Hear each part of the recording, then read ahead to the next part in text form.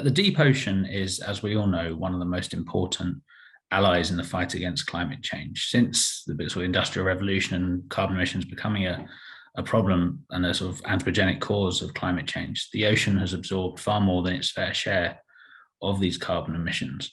So it seems counterintuitive and crazy in the coming years, where a lot of difficult decisions are going to have to be made to prevent the worst excesses of climate change. And many sectors are going to face serious challenges and problems. That deep sea activity is still ongoing. I mean, there is no habitat on Earth that sequesters as much carbon. There's no habitat on Earth that is so vulnerable to the impacts of human activity such as deep sea trawling. So it seems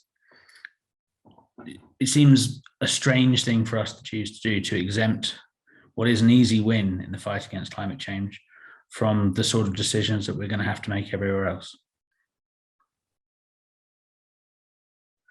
Bottom trawling is the most common method used for catching fish in most places of the world. It's also one of the most destructive methods for catching fish imaginable. It works by dragging a huge net with huge steel doors, often literally the size of sort of barn doors, across the seafloor. Sometimes that has sort of teeth that dig into the seabed.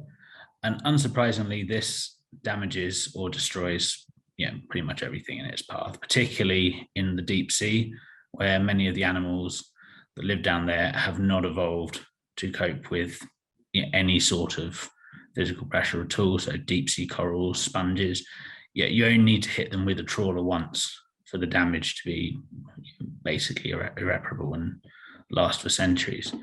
The problems in the deep sea when it comes to bottom trawling is everything that lives down there has almost chosen an evolutionary path that makes it poorly suited for high levels of fishing mortality and for bottom trawling, so that the fish, they live long lives, they reproduce very slowly, they don't reproduce until they're decades old.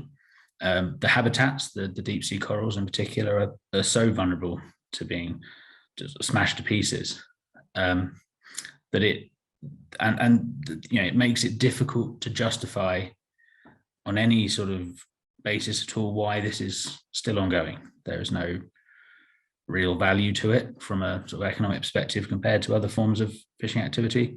And the damage is basically permanent.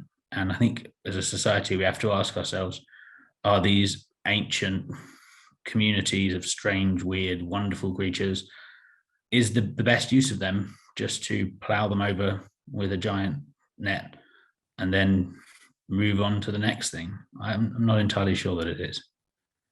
I think it's important not to forget the inherent and intrinsic value these ecosystems and the animals that live there have. And when we're discussing the deep sea, we ask questions that we don't ask of ourselves. When we're talking about lions or tigers or the Serengeti, we don't say, oh, what is the value of the Great Barrier Reef? We assume correctly that it has an inherent value in itself. And that's not something I think we should lose sight of. The ecosystems that exist at the bottom of the sea are unchanged for millennia, longer probably, made up of unique creatures that can't live anywhere else. And that's protecting these things because they are valuable in and of themselves is not something to be ignored.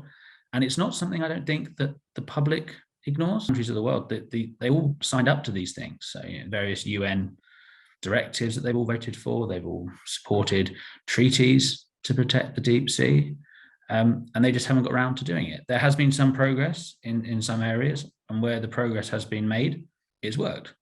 So I don't think there's no technical challenge to solving this. It's a sort of political one. Are we serious about the commitments that we as society, as countries make?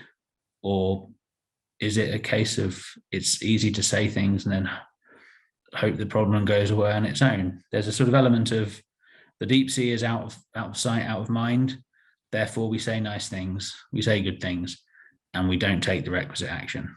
And so where do we go next? I think it's pretty simple. Do what we promised we would do.